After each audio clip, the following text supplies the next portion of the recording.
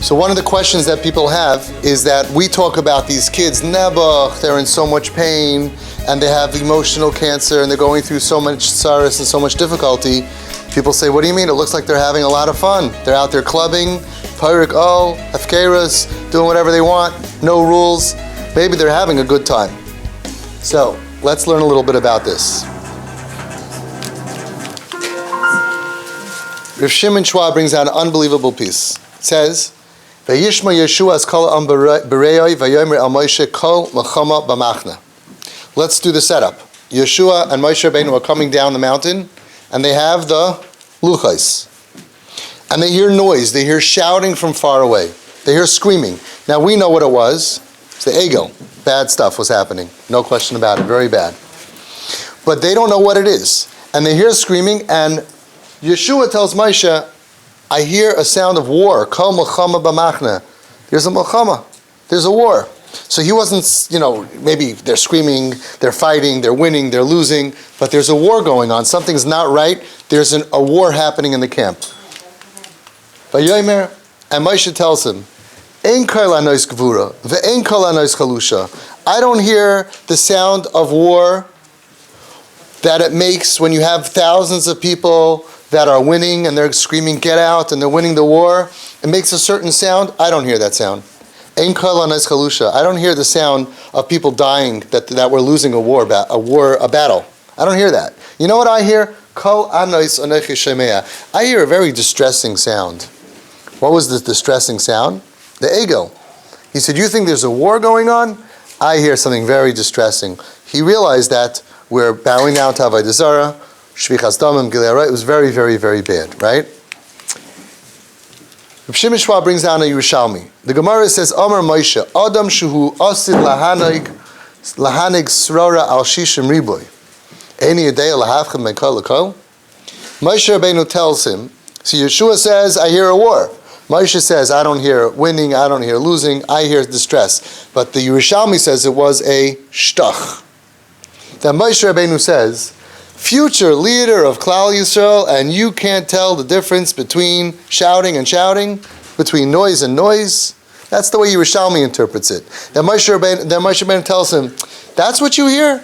Yeshua says, oh, you hear that? There's a war going on. And he says, future leader, and you think it's a war? Frekt Rav Schwab, Maya Taina.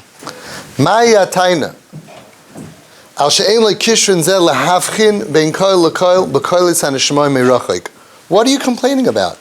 Is that part of being a gadol b'Torah? Part of being on the Meyatzes Gedolei HaTorah? That they're going to set up a hearing test and you're going to hear from 5 miles away shouting and you have to decide whether it's a milchama or it's a milchama or it's a avodah zarah. What's the shtach involved? How do you say shtach in English? The dig. Why are you insulting him? What does it have to do with being a gadol? He didn't know what the sound was, but all of a sudden he says, future leader of Klal Yisrael, you're going to be manig srara al shishim riboy on 600,000 people, and you can't tell. Is that one of the things that you need to do in order to be a leader in Klal Yisrael? You need to be able to hear voices from far away and differentiate what it is? Shloimar says, Rav Schwab, shebe'emes hivchin Yeshua shehaya koil shel hailus v'shichrus. Yeshua heard the same thing as Moshe Rabbeinu. Hailus and shichrus, drunkenness and frivolous behavior. He heard the same thing. But Yeshua's interpretation of what he heard was Rak shechoshav shehu koil milchama shel merida keneged HaKadosh Baruch Hu.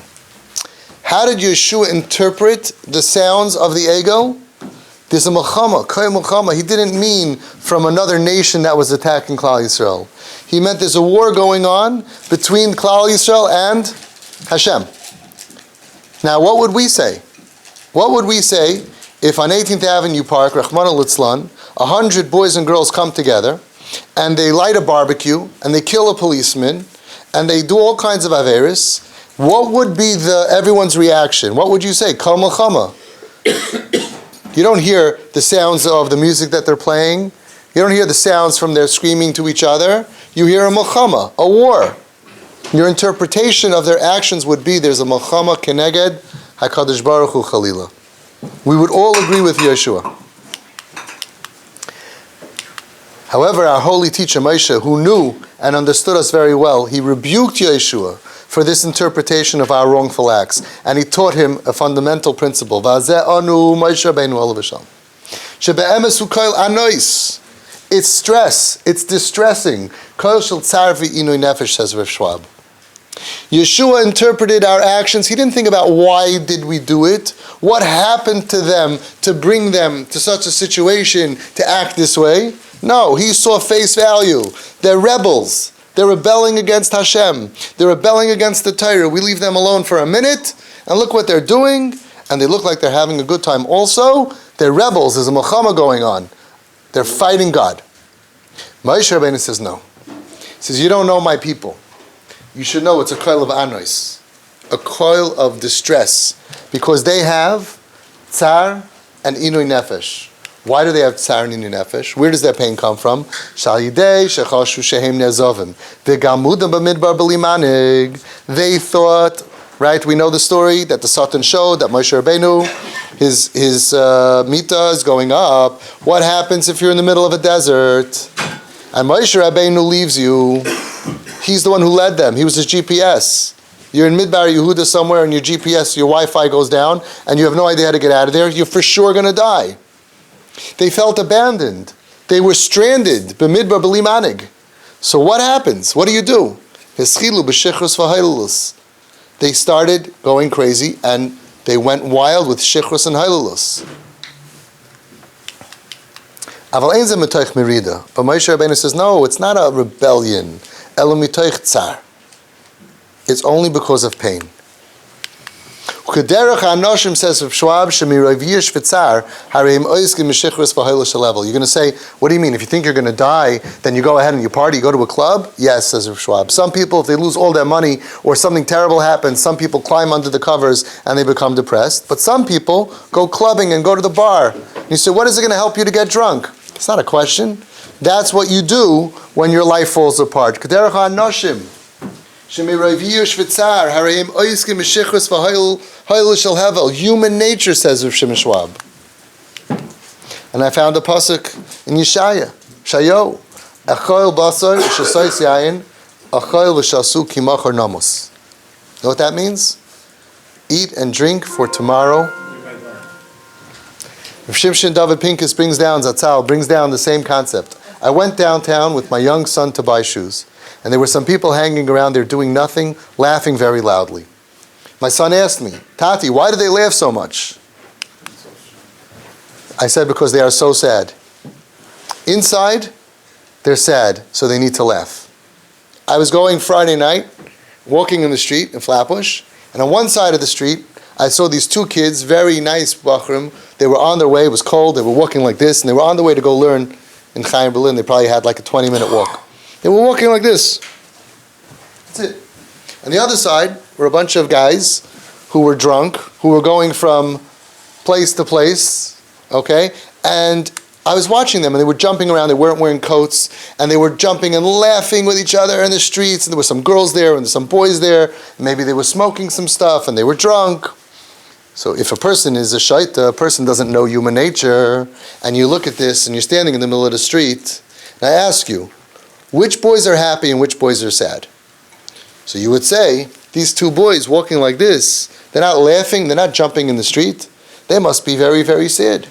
These other boys are having a great life. They must be very successful. It's not true. It's not true. The ones who are not successful have to laugh loudly in the streets, have to get drunk, and have to have this whole noise because they're so empty inside. The person who's matzliach doesn't need it because he has hatzlacha. It's a facade, right? The person who's matzliach has real sipok achayim, satisfaction in his life. He doesn't need to do that.